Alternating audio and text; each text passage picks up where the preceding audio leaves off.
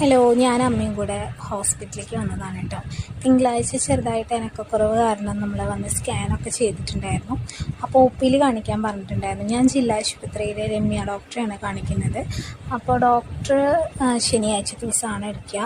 അവിടെ എത്തിയപ്പോൾ എൻ്റെ ബോധം പോയിട്ട് അത്രയധികം തിരക്കുണ്ടായിരുന്നു. ഞാൻ ആശുപത്രിയിലേക്ക് അങ്ങനെ വരാറില്ല, ഡോക്ടർ വീട്ടിൽ പോയിട്ട് എപ്പോഴും കാണാറ്.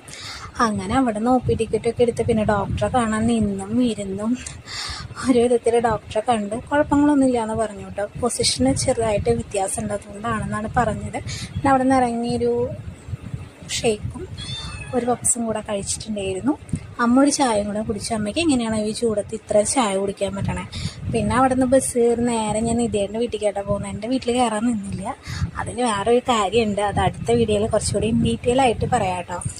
അങ്ങനെ ബസ് കയറി വീടെത്തിയപ്പോഴാണെങ്കിലും ഇവിടെ കറണ്ടും ഇല്ല, തേങ്ങ ഫുൾ ചൂടെടുത്ത് മനുഷ്യൻ മരിച്ചു.